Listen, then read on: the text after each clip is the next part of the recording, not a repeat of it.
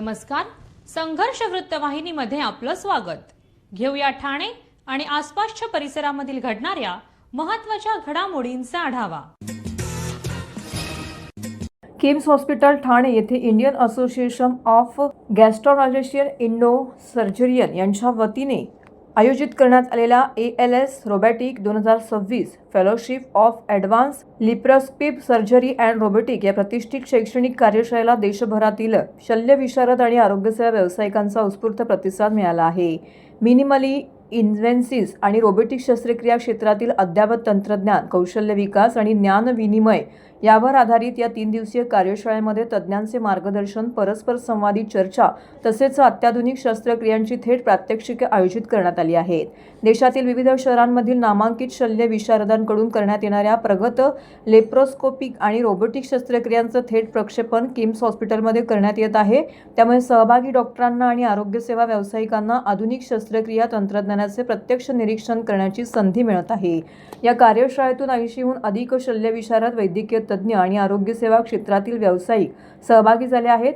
Laparoscopic आणि robotic शस्त्रक्रिया क्षेत्रातील नव्या घडामोडी, संशोधन आणि उपचार पद्धती याबाबत देखील सखोल माहिती देणारे हे व्यासपीठ ठरत आहे.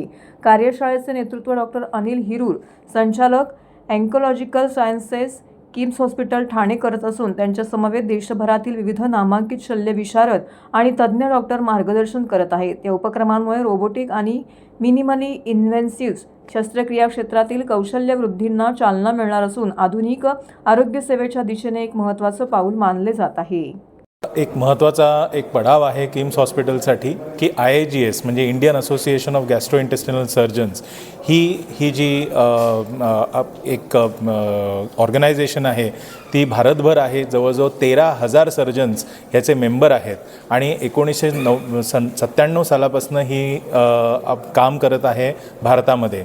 प्रत्येक वेळेला आपल्याला एखादी नवीन उपलब्धी जेव्हा केव्हा होते, तुम्हाला माहिती आहे की आज मेडिकल सायन्स ॲडव्हान्स होत चाललेलं आहे, ते पुढे पाऊल टाकतं आहे आणि त्याच्यामध्ये आपण सगळे सर्जन्स जे आहोत त्यांना त्याच्यामध्ये आपल्याला अपडेट करणं गरजेचं असतं.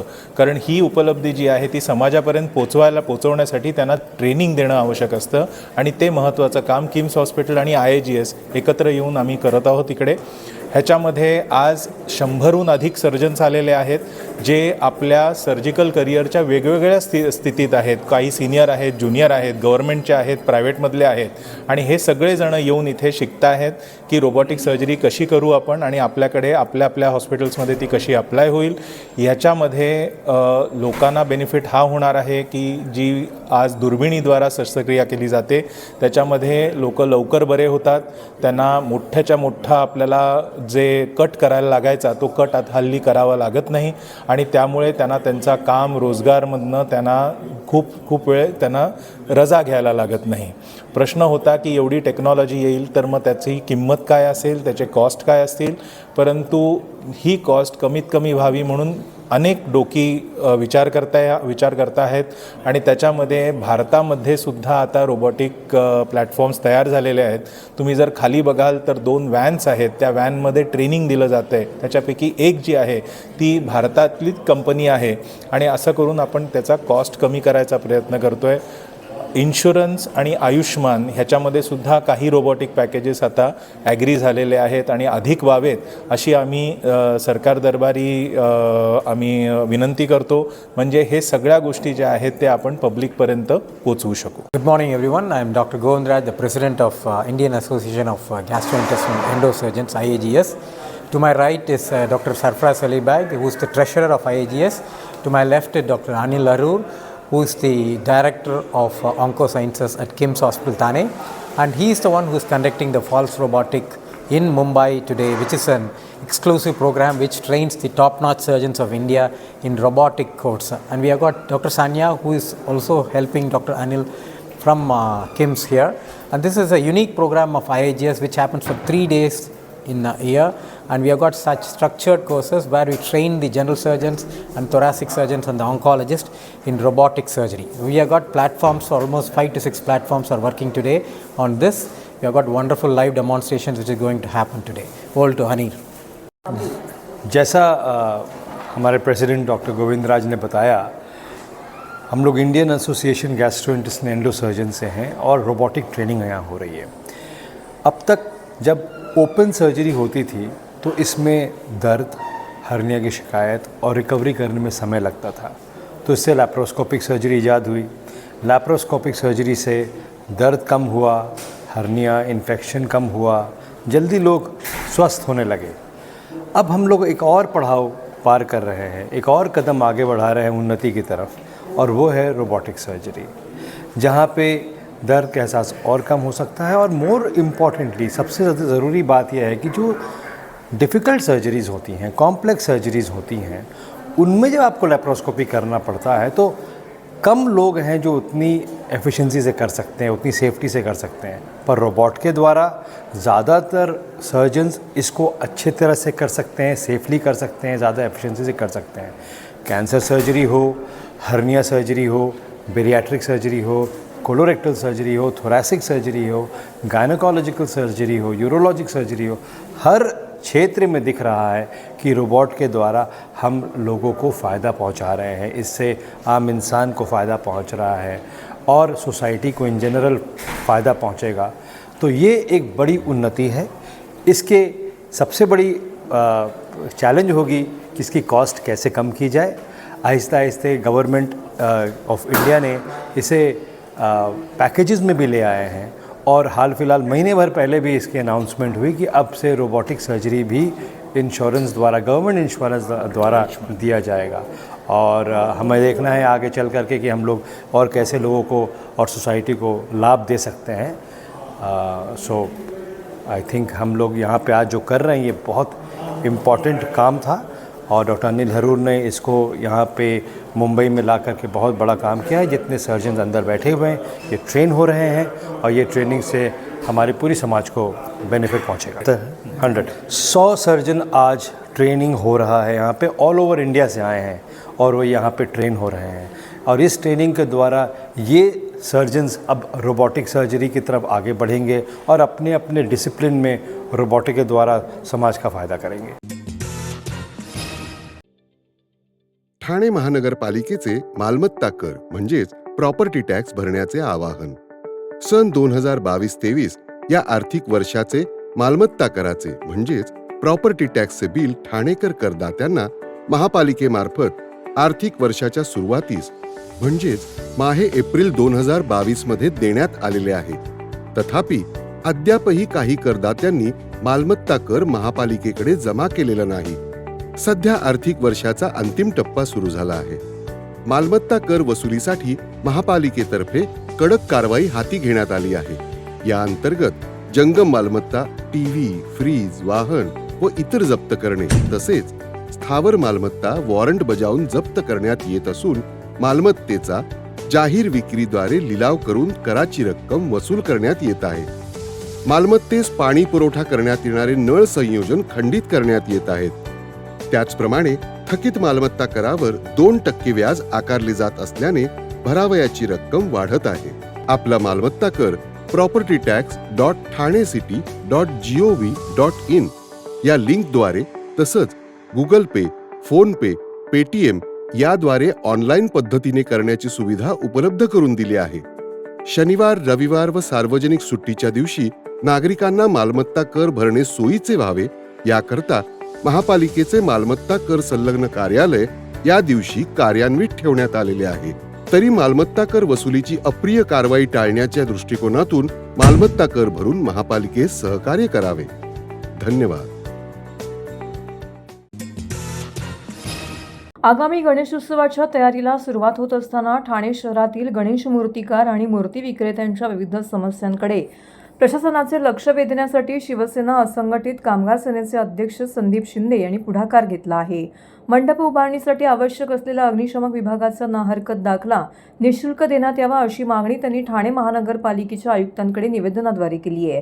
संदीप शिंदे यांनी दिलेल्या निवेदनामध्ये नमूद केलं आहे की गणेशोत्सव हा महाराष्ट्राच्या सांस्कृतिक परंपरेचा अविभाज्य भाग असून गणेश मूर्तिकार आणि विक्रेते अनेक महिन्यांपासून मेहनत घेऊन मूर्ती तयार करतात.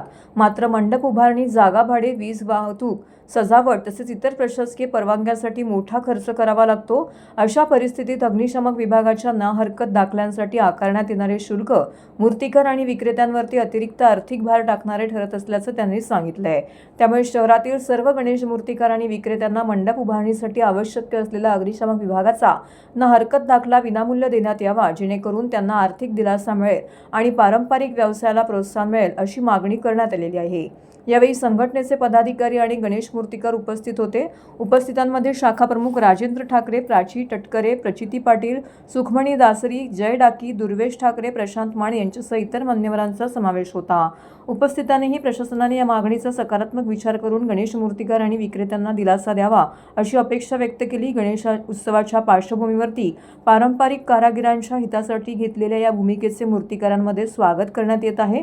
याविषयी शिवसेना असंघटित कामगार सेनेचे अध्यक्ष संदीप संभाजी शिंदे यांनी प्रसारमाध्यमांशी बोलताना अधिक माहिती दिली आहे. पारंपरिक आपल्या हिंदू धर्माच्या सर्वात जिव्हाळ्याचा विषय म्हणजे आपला महाराष्ट्रातला गणेशोत्सव. तो महाराष्ट्रातला गणेशोत्सव आता भारताच्या बाहेर जगामध्ये पोचलेला आहे. पण आपल्या ठाणे महापालिकेच्या हद्दीमध्ये या वर्षीपासून गणेशोत्सवाच्या माध्यमातून जे मूर्तिकार आहेत, जे आपल्या मूर्त्या बनवून विक्रीसाठी शहरामध्ये आणतात, त्यांना ठाणे महापालिकेच्या अग्निशामक विभागाने ना हरकत दाखला देण्यासाठी शुल्क आकारले होते. शुल्क ह्यामुळे की त्या गणेश मूर्तिकार जे आहेत त्यांना कुठेतरी तो जाचक त्याच्यावरती तो आकार वाटत होता. आणि आपला गणेशोत्सव हा आपल्या महाराष्ट्राची शान आहे. या माध्यमातून आम्ही आमचे नेते सन्माननीय एकनाथ शिंदेसाहेब, ठाण्याचे आमचे जिल्हाप्रमुख सन्माननीय नरेशजी मस्केजी खासदार व महापौर यांना या माध्यमातून आमचा प्रस्ताव आम्ही मांडला गेला. त्यांनी आम्हाला पूर्णपणे सहकार्य करण्याचे हे केले व त्याचप्रमाणे आम्ही आयुक्तांना असं पत्र दिलं. आयुक्तांनी पण ह्या विषयावर मोठ्या प्रमाणामध्ये आम्हाला हमी दिलेली आहे की आपण नक्कीच त्याचा सकारात्मक विचार करू आणि गणेश उत्सवाला आणि गणपती कारखानदारांना आपण सहकार्य करू. आणि ह्या सर्व गोष्टींमुळे सर्व गणपती कारखानदार, मूर्तिकार व विक्री करणारे जे गणपती आहेत त्या सर्वांना, व्यावसायिकांना मोठ्या प्रमाणात दिलासा मिळणार आहे आणि अतिशय चांगल्या पद्धतीने हा उत्सव साजरा करण्यात येणार आहे. शहराच्या मध्यवर्ती आणि सर्वाधिक वर्दळीच्या परिसरापैकी एक असलेल्या तलावपाली परिसरात झालेल्या निर्घृण हत्येच्या घटनेनंतर ठाणे शहरातील कायदा आणि सुव्यवस्थेचा प्रश्न पुन्हा एकदा ऐरणीवर आला आहे.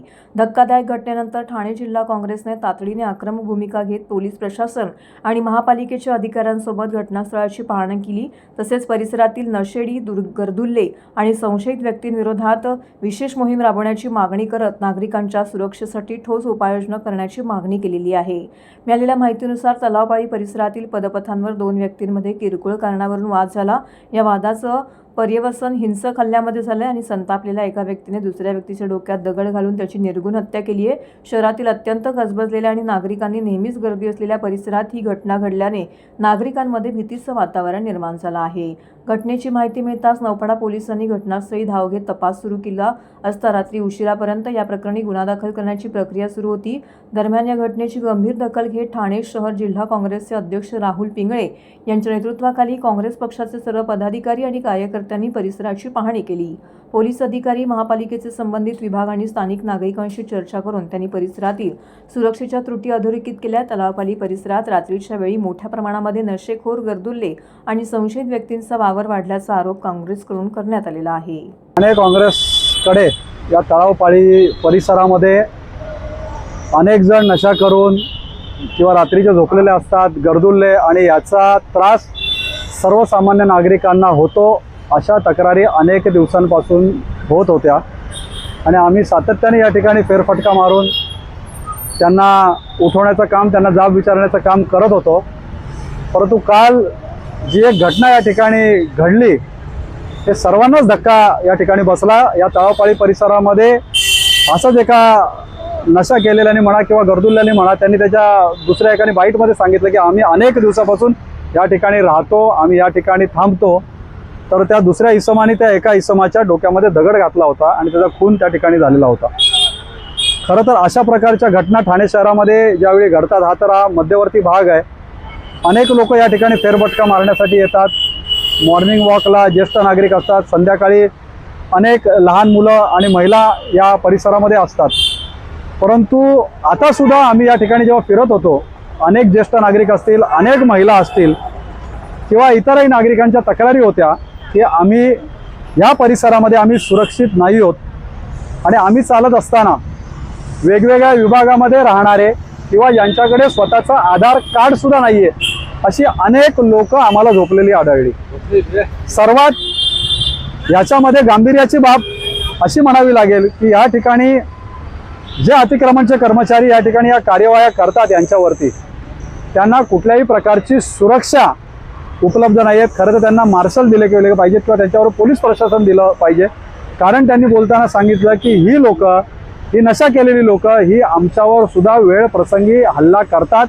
त्यामुळे तितक्या स्पष्टपणे त्या कारवाया त्यांना त्या ठिकाणी करता येत नाही.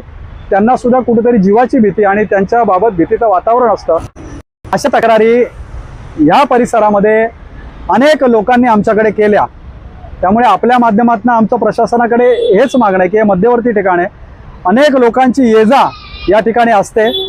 महानगरपालिका आपण विविध प्रकल्पांवर कोट्यावधी रुपये या ठिकाणी खर्च करतो, परंतु ठाणेकर नागरिकांच्या सुरक्षिततेसाठी ही तर समजा त्या गरजुल्यांमध्येच भांडणं झाली, परंतु एखाद्या ठाणेकर नागरिकाबरोबर अशी जर घटना, दुर्दैवी घटना घडली असते किंवा भविष्यात घडू शकते आणि अशा जर घटना आपल्याला टाळायच्या असतील तर मग एखादं बेघर निवारा केंद्र किंवा त्याच्या ठिकाणी त्यांची व्यवस्था केली पाहिजे की जेणेकरून हे लोक या परिसरामध्ये थांबणार नाहीत. कारण इकडची जी बैठक व्यवस्था आहे त्यांनी असं जसं काय आरक्षित केलेलं आहे आणि आरक्षित करून प्रत्येकजण या ठिकाणी झोपलेला आहे. लोकांना बसायला सुद्धा या संध्याकाळच्या वेळामध्ये या ठिकाणी जागा नाही आहे. त्यामुळे प्रशासनाकडे आपल्या माध्यमातून आमची हीच मागणी राहील की तुम्ही ज्यावेळी कोट्यावधी रुपये खर्च करता कुठेतरी या नागरिकांच्या सुरक्षतेवरती पण त्या ठिकाणी आपण उपाययोजना केली पाहिजेत. त्या ठिकाणी बीट मार्शल असतील किंवा पोलिसांचे राऊंड असतील, ही 24 तास या ठिकाणी सुरक्षा यंत्रणा या नागरिकांसाठी या ठिकाणी राहिली पाहिजे.